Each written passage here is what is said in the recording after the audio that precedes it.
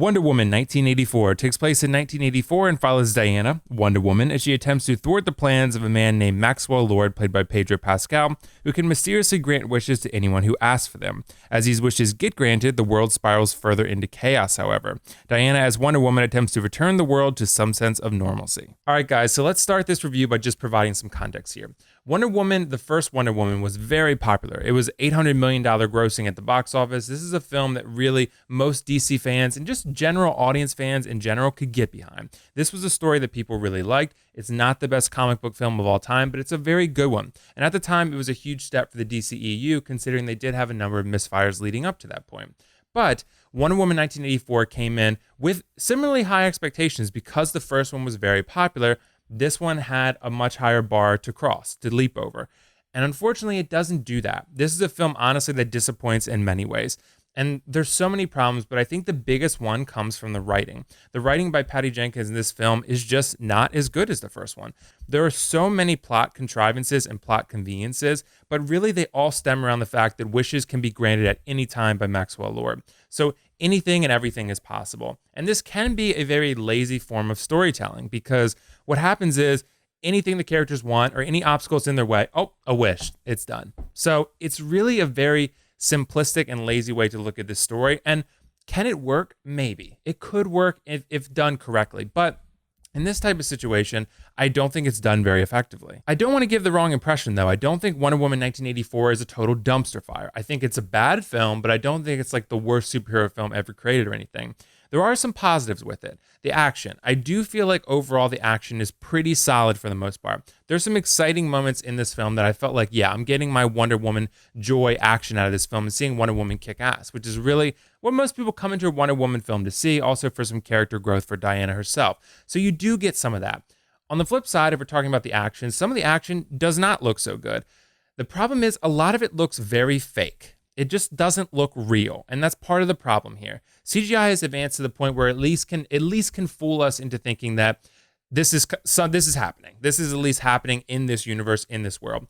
There's a lot of moments into Wonder Woman 84 where things don't feel that way. They don't feel like they are happening even in this world that they've created for themselves in the DCEU. Just a lot of it doesn't feel and look real, and it's very jarring for me, and it pulls me out of that experience. So that's something really to note here. The action is good. Sometimes it's not so good. So this is a mixed bag, just like honestly the rest of the film is. I also do want to note that Gal Gadot does give her best performance as Wonder Woman. I do think that overall this is a good performance. I don't think Gal Gadot is the world's strongest actor, and I don't think she's the best comic book actor by any means, but I do think she's good. And I think in this film, she really does show her range a little bit more than she does in previous installments. There's definitely highs and lows that Diana goes through, and you feel those with the character. So honestly, I do like the performance she delivers in this film.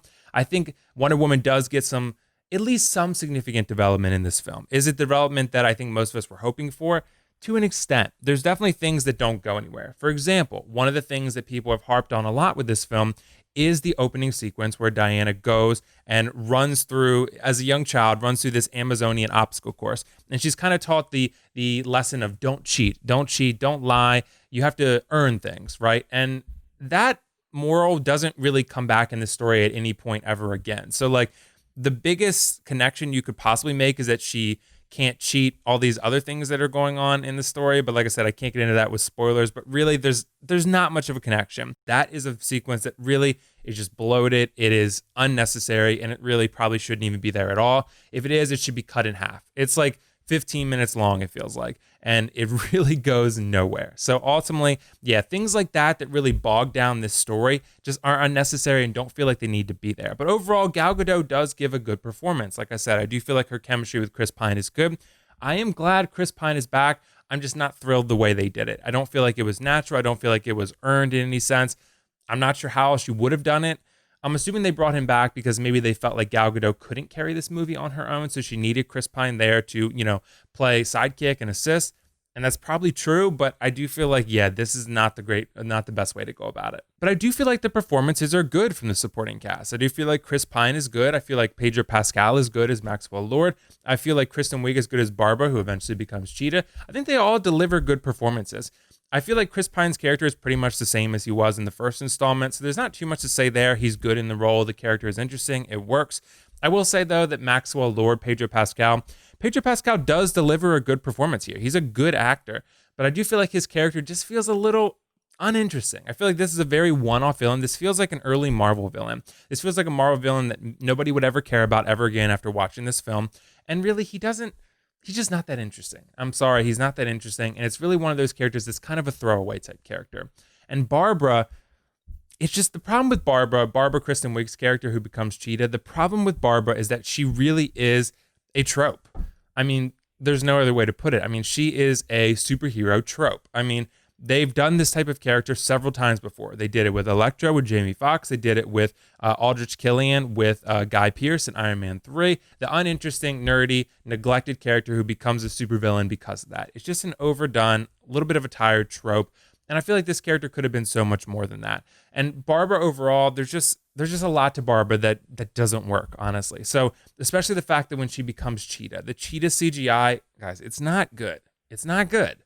I don't know how else to say it. It's not good. It doesn't look right. It looks better than Cats. It looks better than the Cats CGI, but she doesn't look good. This film really does go for that 80s vibe. So there are definitely plenty of 80s themes and different callbacks and references present here. And honestly, I do feel like we're kind of getting to the point of exhaustion with that. I do feel like films are really starting to play on that because of Stranger Things. And I think at this point, it's getting a little bit tired and old. So I do feel like this film does it fairly effectively, but it definitely overdoes it sometimes too. So it's just the 80s vibe. I mean, I get it's Wonder Woman 84. That's what they're going for, but it's a little bit overdone at this point. And that's just another one of the problems with this film. I think that overall, though, the CGI isn't great. The story isn't great. The characters don't feel as interesting as they were the first time around. There's some development for Diana, and that's great. So there's some action scenes that look good, but a lot of the CGI doesn't look good. It's just very problematic overall. So ultimately, I think Wonder Woman 84 is a film that fails in execution in many ways. But as we look to the pros cons list, I think Wonder Woman 84 does deliver some cool action. Gal Gadot delivers her best performance as Wonder Woman, so that's nice. The other acting performances are good between Chris Pine, Pedro Pascal, and Kristen Wiig. And honestly, that's all the pros I have for this film. As for the cons, I think the story is an absolute disaster. It's convoluted and it's boring. The CGI rarely looks good. So much feels unearned in this film, and the emotional moments are just honestly very unsatisfying. I'm going to give Wonder Woman a 5 out of 10, and honestly not recommend you watch this film. I honestly don't think it's worth it. I don't think that this is a good experience. I don't think it stands up to the first one in really any way. So overall, yeah, I'm going to recommend you pass on this one. So have you guys seen Wonder Woman 1984? What did you think of it? And if not, let me know why not. Also, let me know your favorite DCEU film. For me, it's definitely Shazam. If Joker's in the conversation as well, I think I'm still going Shazam, but those two are very close neck and neck. Wonder Woman is probably third on the list if you're counting Joker in there. But let me know what you guys think in the comments below. Be on the lookout for more reviews from me in the near future. As always, make sure to follow me on Instagram, Will_Foxification, for future updates. I'll be posting more videos here shortly. So like I said, be on the lookout. If you have any questions, concerns, comments, drop them in the comments below. That's all for now, though. This is WillFoxification signing off. I'll see you in the next review.